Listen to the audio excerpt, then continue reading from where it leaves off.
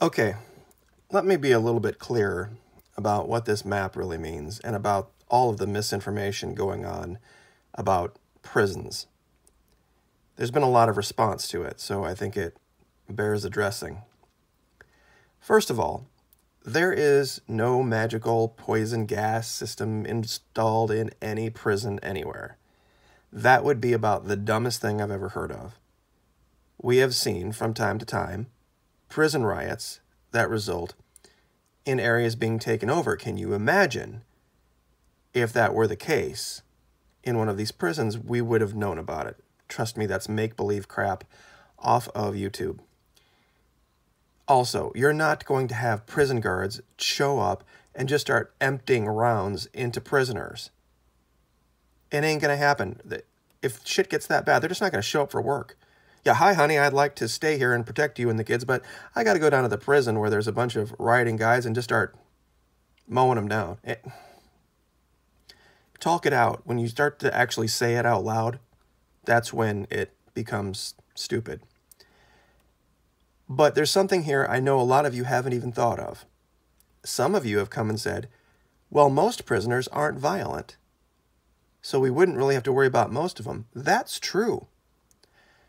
But if this would happen, or there would be some kind of an emergency where there would be limited functionality of the folks that were in charge, these people who are locked up, who aren't the violent ones, they have loved ones on the outside that don't want to see bad things happen to the people on the inside. So one of two things will happen. If there is limited accountability and limited functionality where things haven't completely fallen apart, and there's a skeleton crew showing up, I'll promise you those prisons are going to have giant throngs of people on the outside making demands. And there's not going to be the authorities to divert, to control that. Anyone out there within the sound of my voice who's ever had a loved one in prison would know that you're not going to let them fall victim to the state any more than they already have, or the extra violent, terrible criminals they're locked up with. You'll do whatever you can to get them out. Now multiply that by hundreds of times all over the country. One way or the other, those people are coming out. And if the non-violent ones are coming out, the violent ones will come out right along with them. Because it's not going to be something where there's going to be this controlled, nice, orderly type of thing. They're either going to open the doors or they're not going to open the doors. And if they don't have the staff to operate it safely and humanely, then they have two choices to make. Either let them go or leave completely and let the people's relatives get them out manually, one way or the other. One way or the other, they won't be remaining in that prison. There'll either be people there to keep, if there's people there to keep them in, if we're at that level, we're not at shit hits the fan yet.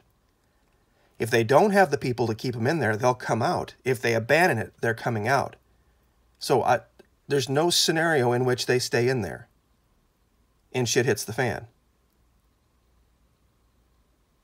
And that's just how it's going to be. I know a lot of you doubt that. The next thing we got is that, well, I'm going to, if they come out here, I have mutual defense agreements and all this other stuff with my neighbors and all this kind of stuff. Guys, I know that it sounds good on paper, but once they realize you have a one-stop shop that you've created for all the survival supplies they're going to need, they'll get you. Once you're made, the jig is up. You need to be mobile. I'm not saying don't prep. I'm not saying don't have a plan. I'm saying don't get attached. And don't, if you go way the hell out in the middle of nowhere, 100 miles from the authorities, the reason you want to be hundreds of miles away from the authorities is the exact same reason they would love to find you out there hundreds of miles away from the authorities. Why? No chance of outside intervention. It'll just be you and them. And these guys, like I said, they're criminals. They got nothing to lose. And if 10 ain't good enough, they'll go find 20. And if 20 ain't good enough, they'll go find 50. If our country's authorities are busy holding down the pharmacies, holding down government offices, and in emergency rescue mode, they're not going to have time for this. You can't make yourself a target this way, which is why I put all this stuff out in the middle, is because they won't have a chance to get to you. Here, I'm not saying that downtown Orlando's a great idea. Downtown Jacksonville's a great idea. Or that it's, Florida would be better than the outskirts of Georgia. What I'm saying is that if you're going to be somewhere that you have a plan B, that you have a retreat plan, you have a plan to fall back. Out here, this, Fortress Nebraska or Fortress Colorado ain't going to work. It'll be literally Mad Max Beyond Thunderdome. You'll have nothing to rely on, no plan B. Because okay, let's say that you can deter them and the guy next to you can deter them. Maybe the third guy down, he doesn't. And he falls. Now they get all his weapons, they get all his food, they get all his fuel, they get all his supplies. And now they are much more of a threat than they were before. And then they become even harder to resist. And they will go door to door to door to door. You see, you're not a criminal. They are.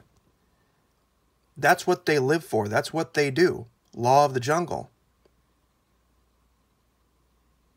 And this is what I was trying to put together with this map. And I'm trying to say it to try to help my friends and neighbors get out of this idea, this mindset that they are going to be able to defend a piece of land. If they want it, they'll get it. And trust me, I don't even think it's going to be something where there'll be a question about what the government will do. They will let them go. Because they're not going to be held responsible for cleaning up a bunch of corpses. Because the government's going to assume they're going to be able to take back control at some point. And when the power gets kicked back on, and the internet gets kicked back on, and the news organizations start looking around for things to drive their viewer base back up, what would be better than a prison full of dead bodies? And the government's not going to try to answer that. Because you know what all the conspiracy guys are going to say, that they went in there and shot him and all this stuff. So they're going to let him out. And they'll turn him loose on you. Because then it'll just be sporadic all over. It'll just be this story here, that story there. About, this prisoner might have done this, or this group of prisoners might have done that. They already can't handle them. 2.3 million of them. The guards aren't going to help you. The administrators aren't going to help you. These people are going to be running for their lives. And once they abandon these places, these guys, with the help of their loved ones on the outside, will find a way out of the building. I don't care if their loved ones got to show up with trucks of their own and start running them through these gates and tearing them down. Did you ever think about that? People's loved ones showing up and breaking them out? You would have to make the argument, well, the police will stop. No, they won't, because the police are going to be busy doing other things. There's too many prisons. There's too many places. It would be... I mean, can you imagine showing up and there's 50 or 70 or 80 armed people with loved ones on the inside, and they've got 8 or 10 trucks that they're trying to take down this fence with, and you show up with, 4 squad cars? What the hell are you going to do? You're going to turn around. And you're going to say, well, that one's done. That's how it's going to go. It's just the way it is. And this is right from Florida. They have their own laws now that show exactly what would happen in this case. Now, this is from '86, but They've thought about this for a long time. And you can read through article after article about this. They're not going to come out and publicly tell you this, but that's how this is going to go. And besides, at that point, everybody's going to be a criminal anyway, in their eyes. So I'll just leave it there. But do understand that you're going to have a threat coming. And it's not going to be the Illuminati. And it's not going to be the UN, not initially anyway. It's going to be 2.3 million people that have been held behind bars against their will that are going to have an axe to grind. Like, share, subscribe.